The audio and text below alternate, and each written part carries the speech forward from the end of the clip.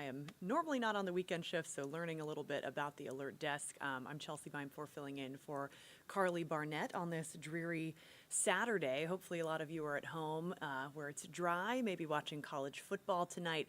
But thanks for tuning in and catching up with us as we go over some of today's headlines. And of course, then we will get to our weather forecast with First Alert Meteorologist Cutter Martin.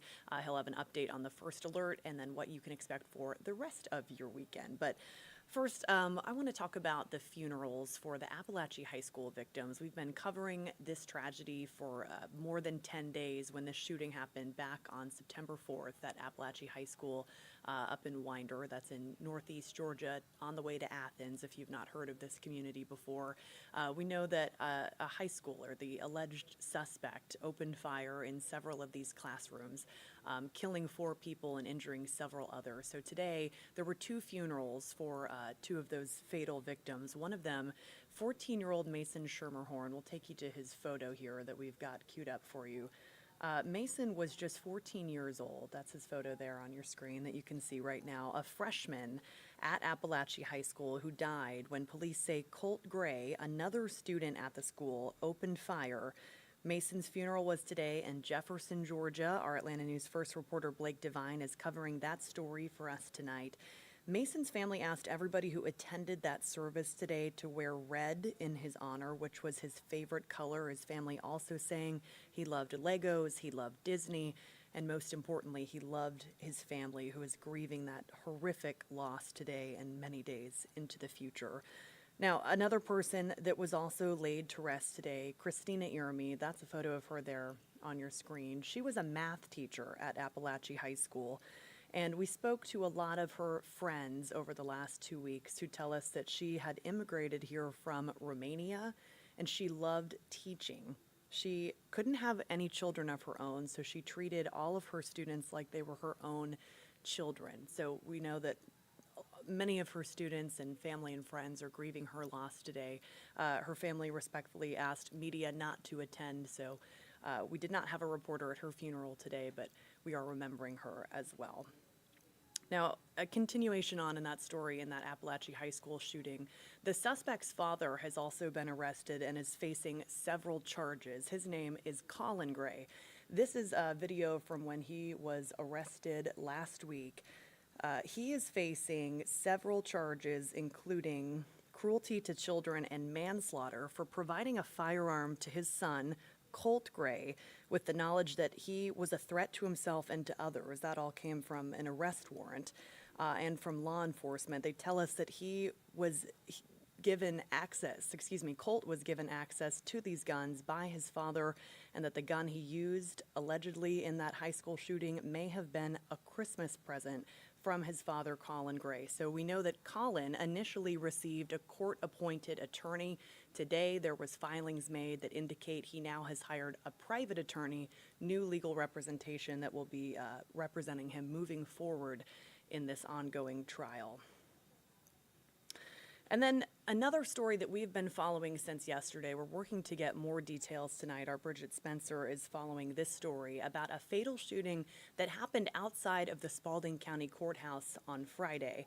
According to a Facebook post from the Spalding County Sheriff's Office, we know that this was some sort of domestic dispute between a husband and a wife. We know that the wife, unfortunately, has passed away, and that her husband then shot himself but is still alive and is expected to live. So there's a lot of questions surrounding this investigation, a lot of rumors, a lot of information the sheriff's office is trying to clear up. So again, Bridget Spencer is following that story for us tonight as well. She's speaking to family of that female victim that passed away to try to learn more from them about exactly what happened. The sheriff's office did indicate through a Facebook post that there was a history of domestic violence and domestic abuse between this couple. So again, we're digging into that to learn more as well. All right, very sad stories in the news this weekend, but we'll try to change the mood here a little bit with First Alert Meteorologist Cutter Martin, who's going to have an update on what we can expect for the rest of the weekend.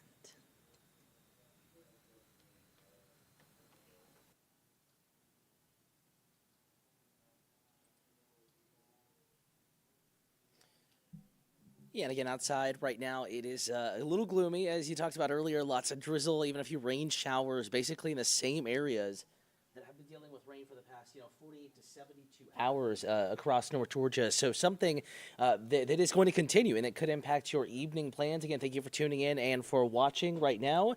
We are taking a live look. This is looking from the top end of the perimeter, Georgia 400 at I-285, looking southbound. And for the time being, you can see that Buckhead skyline in the foreground, and then Midtown, downtown, you can even see that pencil building there in the distance. For the time being, we can make out our skyscrapers, our beautiful Atlanta skyline. However, we are tracking still some drizzle moving back in from south to north, and likely going to see rain increase once again across at least portions of metro Atlanta. So again, thank you for tuning in and for watching. I'm First Alert Meteorologist Cutter Martin here with a deeper look at the First Alert forecast. If you have any weather questions, comments, concerns, I want to remind you that you can ask on YouTube, Atlanta News First. Our YouTube account is where we're streaming right now, among other places, Roku, Amazon Fire, and many other places. Atlanta News First app, the First Alert weather app, and at atlantanewsfirst.com. You can also simply text us your questions, and I'll go ahead and pop that number up as well, 470-777-WANF. That's 470-777-9263 for the weather questions, and I will be watching that text thread. And if I see anything come in, as well as on YouTube, I'll give it a watch as well. And if I do see anything come in, I will answer those questions right here and live. So again, thank you for tuning in and for watching across our platforms this evening. I'm going to go ahead and open up radar now, take you straight to it, and you can see there is a lot of green on the map still. May have to switch over radar modes to give you a more accurate look at where it's actually raining versus what is, this time of day, sometimes radar can pull a fast one on us, so to speak, and make it look like it's raining where it is actually not. But in this new mode that we have it in now, notice that rain is building back in, again, generally from south to north on this First Alert weather day, Saturday. Showers moving in, damp evening continues. This is mainly on the south side and southwest side, but look at what's moving into DeKalb County, Rockdale County. Right now it is raining in Conyers, northern Henry County. This slug of moisture is going to try to build into the city of Atlanta. Inside I-285, dinner plans right now pretty calm. Pretty dry at the moment. Again, decent visibility. We didn't have that earlier this afternoon when it was raining, but I think that visibility will go down and that drizzle and that rain will pick back up across the heart of the metro here over the next maybe 30 to 45 minutes. Rain is very light. It's a drizzly rain, a light rain, enough to wet the streets. You need the wipers. If you got your hair all done up going out this evening, yeah, it's going to be a little gross for that, and you may be impacted in that sort of way. But as far as torrential downpours, we're not seeing any of that. Flooded roadways, of course, not seeing anything like that. We do have a few heavier downpours, though, in far southern and southwestern Randolph County, across the state line in eastern Alabama. This is south of Wedowee, and generally building off to the north and west, but moving rather slowly. So we could see some heavy rain out of this, half an inch, 3/4 of an inch, into the Gibsonville, Alabama area by 7:53. Again, that's Central Time, 8:15 in Bowden Grove, that's Central Time.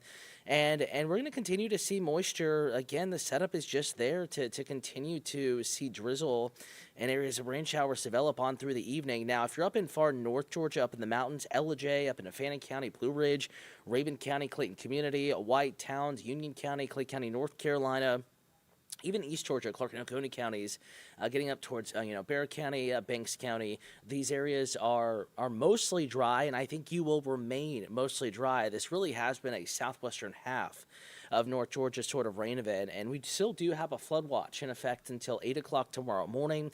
I really don't anticipate too many big flooding issues tonight or tomorrow morning, but grounds are now saturated south and west of Atlanta, and rain is still falling, so flood watch remains in effect for Cleburne and Randolph counties in Alabama, Carroll County, Haralson County, Coweta County, Heard County, also into Upson County, and Meriwether County there. It's a setup that, favors some steady rain, maybe not torrential nonetheless.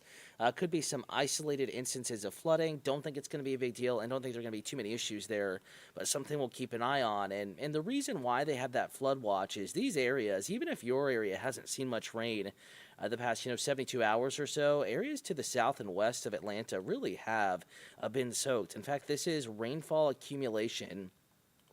And go ahead and change this up. So we'll go the past, 2 days. And you can see, in fact, let's take it back a little bit further. Bear with me here. We're going to do this live here with you, give you a better look at how much rain has fallen. Again, we're going to go ahead and go 72 hours. Past 72 hours. Oh, shoot. May not be able to do. There we go, actually. So zooming down in. We'll get this data back on the screen. Just bear with me. Zooming down in.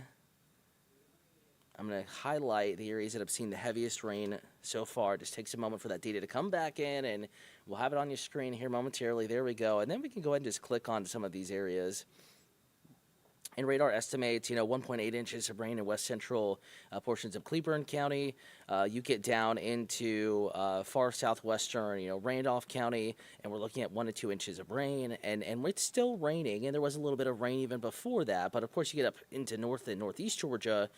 Aside from near Carnesville and over towards Elberton and the Augusta area, north central Georgia, Ellijay, Gilmer County, Pickens County, not much rain at all. You all have really missed out on this particular rain event. And you get just east of us into central Alabama, they've seen 4, 5, 6, 7 inches of rain, really adding up over that way. So, heads up, rain is in the forecast. It's going to be a gloomy night here. First alert weather day continues for the evening plans. If you have evening plans out and about around town, just a heads up that rain will continue. The kind of drizzly condition is not going to clear anytime too soon. But I think as we get into tomorrow, we will see some more significant improvement in the first alert forecast. A 30 to 40% chance of rain tomorrow, but I think a little spottier than today. And there's a chance we could even see a little bit of sunshine tomorrow. Certainly better chance of sunshine than what we had today with nearly overcast. It was completely overcast, in fact, conditions across North Georgia and Metro Atlanta. Even the areas that have missed out on some of the rain up in the mountains really has been a very cloudy stretch for us across North Georgia. So a little bit of clearing tomorrow. I don't think it's a gorgeous day, but it will be a better day than today across North Georgia and Metro Atlanta, with just a 20 to 30% chance of rain. Updating that forecast right here with you, streaming on Atlanta News First Plus. But this evening's plans are likely to remain a little bit damp. Likely to remain a little bit gross out there with conditions not really improving. We're talking any drastic improvement until we get into the day Monday. But tomorrow, subtle improvement. Monday, bigger improvement in the first alert forecast. In fact, I'm just going to go ahead and skip over to the first alert 7-day forecast.